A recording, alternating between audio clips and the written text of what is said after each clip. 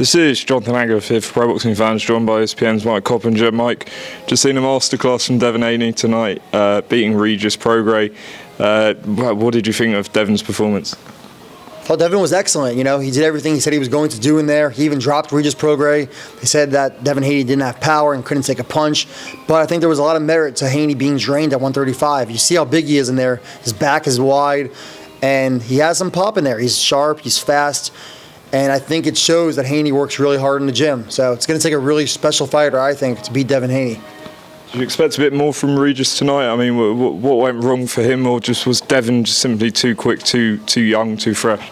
I do believe we saw some of the same issues we saw with Prograis against his last fight against Zorilla, where he was sort of following his opponent around the ring, not cutting the ring off. His footwork, his balance weren't at his best. And you know, he really got picked apart. Regis's face was not looking good after that fight, but to Regis's credit, he was humble in defeat. He didn't make any excuses, and he gave all credit to Haney. Eddie, especially, has been talking about a Ryan Garcia matchup next. Spoke to Maurizio Suleiman after the fight. He says Sandor Martin's a mandatory.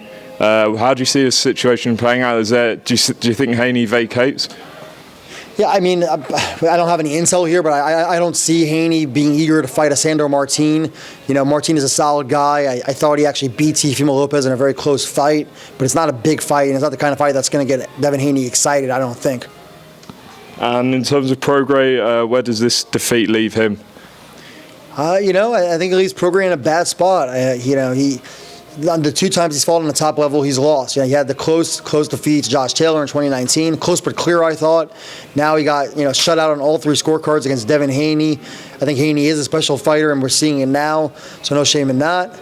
But Prograis, you know, hey, I'd love to see Prograis versus Subriel Matias. If Prograis can get a win, I think Prograis is going to have to scratch and claw his way back and beat some guys on that level, whether it's an Arnold Barbosa or Jose Ramirez. That's a fight I'd still love to see. So, back to the drawing board. Is the Tank Davis-Haney fight realistic or not?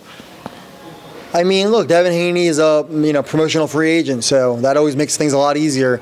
Obviously, Deontay Davis is with PBC. He's on that side of the street, but they did make the fight with Golden Boy for Ryan Garcia, so anything is possible. I think they just have to have interest in that fight, and like Haney said, he doesn't see Gervonta Davis showing a lot of interest at the moment.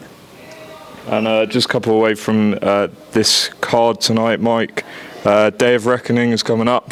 Joshua Wallin and Wilder Parker. Do you believe that we get Joshua Wilder next if both of them win?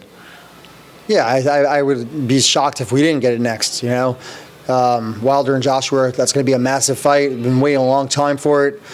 And to get that fight, you know, the same year we're going to get Fury Usyk would be tremendous. But I think it's far from a foregone conclusion that Joshua is going to beat Wallin. I mean, it's a tough fight. You're fighting a southpaw, a guy that has proven, you know, his mettle on the championship level. He's going to have all the confidence in the world after the way he performed years ago against Tyson Fury, not coming off that win against Murat Gassiev. You know, I think Joshua has his hands full more than Wilder does against Joseph Parker, no doubt. And what do you make of Wilder's comments? I think it was earlier this week where he suggested that he doesn't feel like Eddie and Joshua ever really wanted the fight, and basically the matchroom were concerned about a defeat against Wilder basically ends the Joshua, you know, Joshua's career essentially, both commercially and, you know, his career in general. So what do you make of that? I don't think there's a lot of merit to that, considering that Deontay Wilder was offered a very lucrative deal to fight Joshua twice years ago. He would have made $40 million apiece for those fights, and he turned the deal down. And you know, he stuck with PBC, and that's his right. But I don't think you can really accuse Joshua of ducking the fight. All right, Mike. Appreciate your time. I'm sure we'll see you at some fights next year, and yeah, have a good Christmas. You too. Looking forward to it.